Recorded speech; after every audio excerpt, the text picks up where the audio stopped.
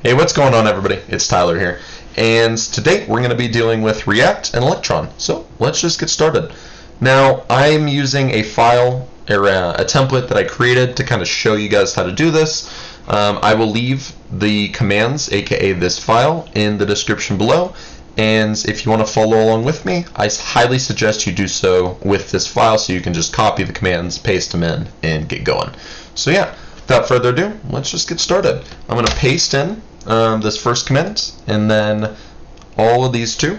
Basically, these are installing the initial create Electron app with the template of Webpack, and then we're just installing all of our dev dependencies as well as React. So I'm going to let that install.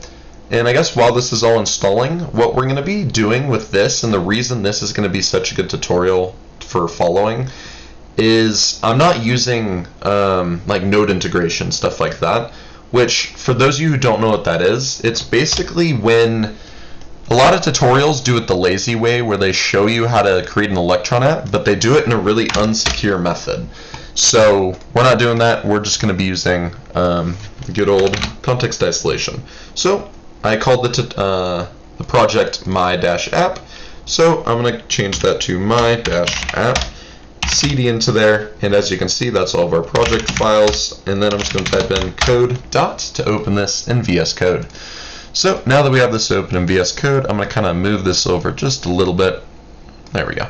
Perfect. So as the second step in our tutorial states, we're going to go to webpack.rules.js and copy this bit of code inside of that file. So I'm just going to go ahead and do that. Right above this line, just create a couple lines of space and just paste this on in here. And this will give us the ability to actually load and handle JSX files with the .jsx extension. So next, we're going to go into the source/index.html and change the page title, which is basically just this thing up here, to say whatever we want. I'm going to say hello from JS Simplified. Beautiful. Okay, next we are going to create a root ID named element inside here, and this is where we're actually going to put and render all of our Electron contents, or React contents, my bad. Next, we're going to go to the index.js file inside of, or render.js file, my bad, inside of our source directory. And as you can see, there's a whole bunch of junk in here. We're literally just going to get rid of all of it, every single piece. And what we're going to do is we're going to then paste in this, which basically brings in our app.jsx and our index.css. Now, this app.jsx doesn't exist, so let's go create that. And to create that, we're just going to create a new file, app.jsx. Beautiful. Next, we're going to import React from React.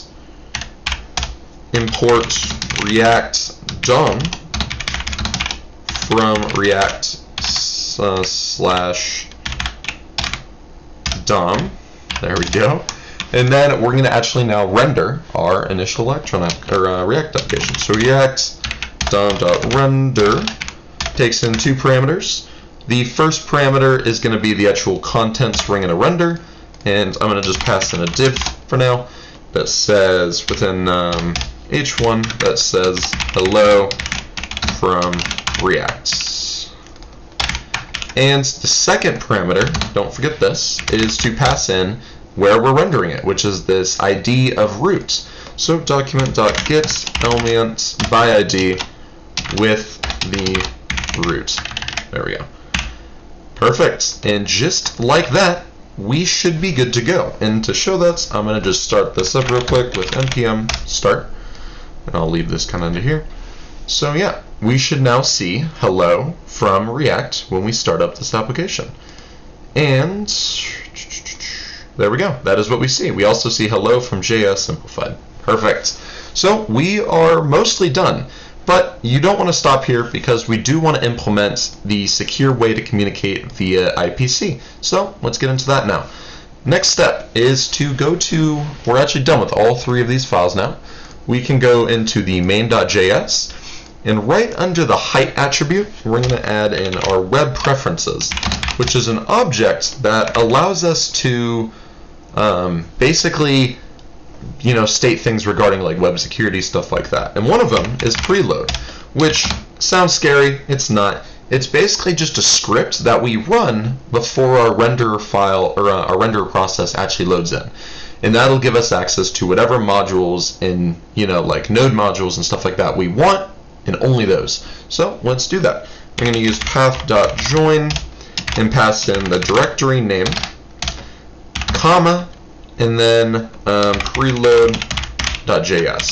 So what this means is that in here we'll pass in our actual preload.js, and then we expect it to be in the source directory, the same place as the main.js file. So I'm going to say preload.js, and we are almost done. Next step, according to this tutorial, and I'm going to just kind of code this out as well, is we are going to bring in IPC renderer and context bridge and platform from acquire OS. So IPC renderer is how we can send messages to the main process. Context bridge is how we can actually get this stuff to the renderer process. And platform just tells us if we're on Linux or Windows, OS X, stuff like that. So we're going to use context bridge.expose in main world, which takes in a string as its first parameter, which I'm just going to call app. And the second parameter is an object. And you may be wondering why I called it app. The reason why is because we're going to access it in the React by doing window.app, and that's how we'll get access to this object. So if we want to know the platform, for example, we can type in platform is equal to, and I'm calling this platform function, which again tells us FreeBSD, Darwin, aka OS X, Windows, stuff like that. So yeah, that is it. Now if I restart this app, we go npm start, nothing should change, nothing will break, but what we'll see is that inside of the console, for example, I have access to, so if we do console.log window.app, which is, remember what we decided to call this, you see we have this platform object, and we can get access to that inside of our React code. So inside of this React code, we can add something like a h2 that says platform is equal to, and I'm just going to pass in that for now, and up here we'll just say const platform is equal to window dot app dot platform. And if I put platform in here, what you'll see is that when we refresh, because it has hot reloading, we can see our platform is Win32. Now, you don't have to type in window.app every time either. You can also just do this and get rid of the window, and since this is a global scope object, we also see platform is equal to Win32. And this is our Electron React application.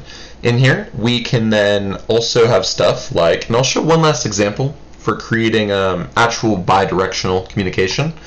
So in the preload script, I'm going to create a method called getVersion, which is going to then do IPC renderer.invoke get-version. And what that'll mean is in our app.jsx, we can then, so I'm just going to create one called version is equal to, let's see, I guess we'll use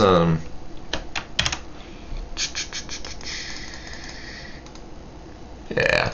So what we'll do then is we have invoke get version, or actually let's do send. Let's do send. So we can do send hello from the. I don't want to set up async await inside of the React code real quick, so I figured I'll just do this quickly. So yeah, what we can do is inside of our preload, if we call app.getVersion, it'll send this to the main process. So in the main process, we can then listen for that. IPC main.on. Oh, not that. We're just going to say hello. And we'll say hello. Here we can listen, so we can have access to our handler and our events in the handler argument. So we can send messages back. and we can say, or args, sorry. We can then console.log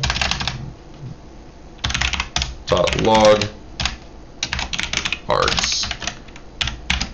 And then what we can do is in the preload, we can take in some arguments, and we can pass those in as well. So, how do we use this? Well, we will have to restart the application every time we do this. So I'm just going to close that out and type in npm start. But what will happen is, when we restart this application, we can now send messages from the renderer process to the main process. Right now, we're not going to get anything back, but we could do that. So let me actually show that again. If I console.log window.app, what you'll see is that now we get two things. We have our platform like before, and we have get version, which it notices is a function, which is great because it means we can do something like this. Right when we load, or we can have a function like, so we can say const say hello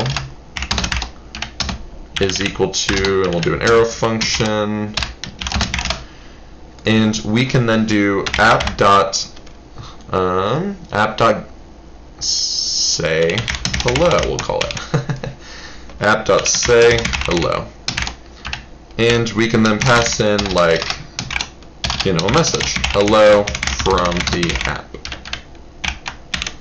And just like that, if I say add an event listener, like a button, and I do onClick is equal to, we can just do say hello. And say hello. There we go. And when I refresh this, what I expect to see, fs. Did I type in fs on accident? I did. Aha, there we go. Okay, so just like that, we should now get hello from the app inside of the renderer, or the main process. So as you can see, when I click this, we get hello from the app.